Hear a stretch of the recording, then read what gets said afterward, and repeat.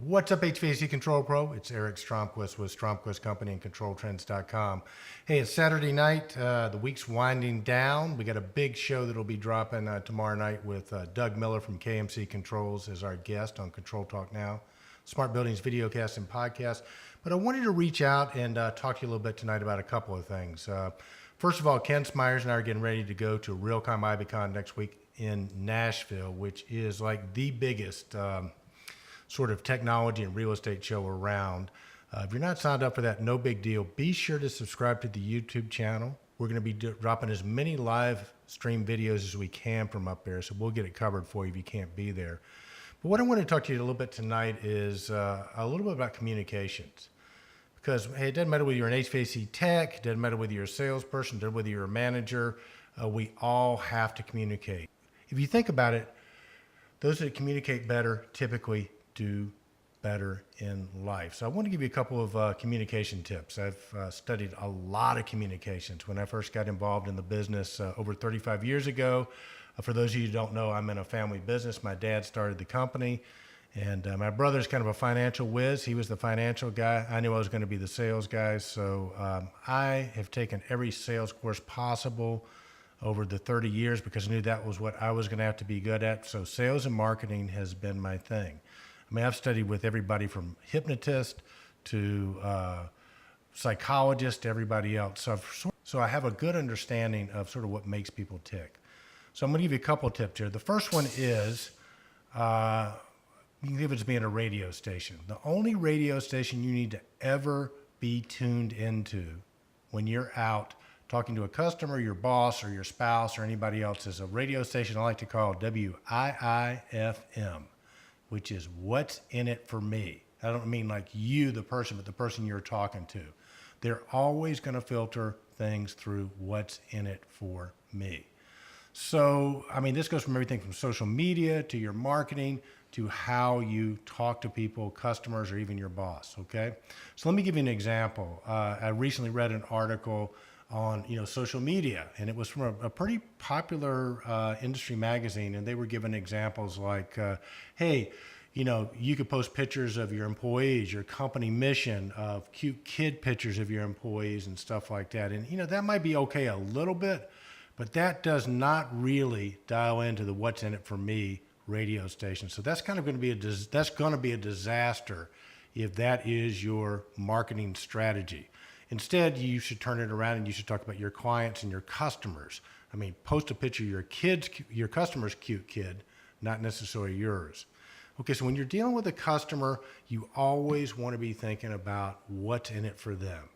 So how do you find that out? Well, the simplest way is just to be direct and ask. So there are a couple of key questions that I like to ask every customer or even in my personal relationships. And one of them is, what would you like to have happen here? It's a simple, powerful question. And then listen. Most people, we sort of jump the gun, or we're so interested in having people understand us that we don't understand them. And whatever they say, your next follow-up question is, say more about that. Okay? Keep them going, because typically most people don't necessarily know why they really want something. There's sort of as Mark Twain once said, there's the reason you tell your friends and your wife why you do something, and then there's the real reason. And if you want to be a communicator that really stands out, you want to be getting the real reason. And you do that by asking a repeat follow-up question, which I just said a great one is, say more about that, or why is that important to you? Then repeat it back to them. So what I hear you saying is this: is there anything else? So, that's another great question. And then once they say there's nothing else, repeat it back again, and then you're going to know what you have there. And from there, you're going to be able to either satisfy their needs or you're not. But I'm a real component of absolute honesty and absolute transparency. So if they ask for stuff and you can't deliver, you repeat back what they're asking for, tell them what you can do, make a promise for what you can do, and also make a promise for what you're unable to do. People appreciate honesty, and they know when they're being scammed. So if you want to set yourself apart, especially in a business situation, always be transparent, always tell the truth, and that'll get you to go a long way.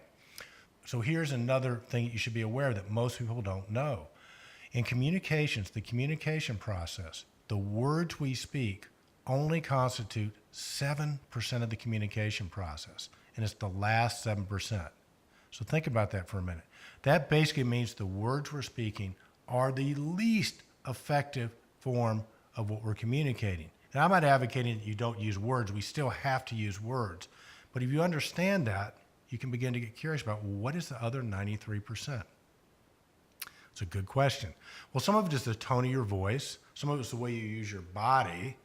And all those, how you look, the expression on your face, all those things go into what you're communicating. We've all seen people that you tell them something very, very important, and they go, yeah, I got it, I understand. Or you tell somebody your deepest, darkest secrets or something very personal, they go, yeah, I know exactly how you feel. So there's congruency to people's body language, their communication, and what they do. Those two examples I gave you, if you just told me something very detailed that you need me to do, and I go, yes, I know exactly what I need to do, I got it. Because I'm going into my pictures, my visual pictures, and all thoughts are made up of either pictures, sounds, or feelings. But if I go up here, you intuitively know that I'm paying attention and I got it, versus if I go down here, you're not quite so sure. There's an incongruity that's created there.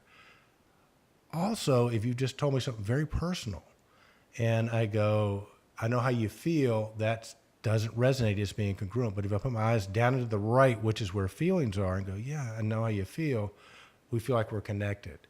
So being congruent in your communications, and there's a bunch of different ways to do this. I can talk ad nauseum about this. So if you're interested, reach out in comments and I can give you more. But one is what we call visual, which is pictures, auditory, and kinesthetic. And these happen pre-words. This is the process we use to come up with the words. This is where the 93% takes place.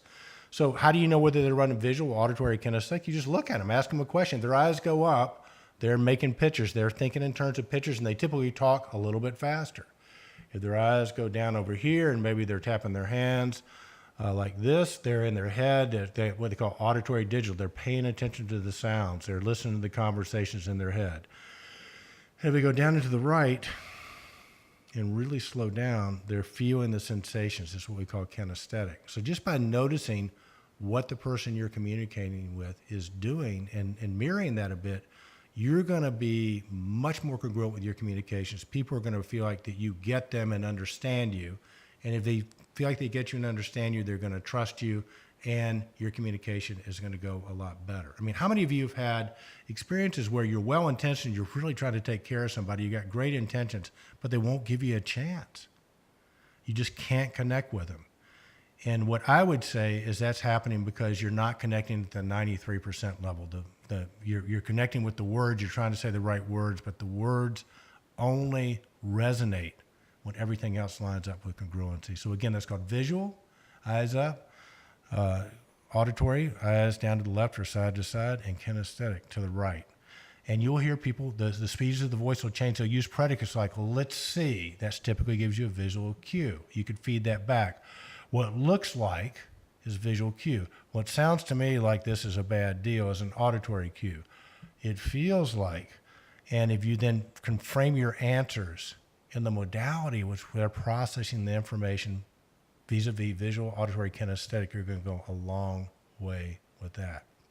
One last tip, and we're going to hop off here, is also people tend to think and process information. This has nothing to do with intelligence, by the way. It's just the way their brains are hardwired at the rate with which they speak.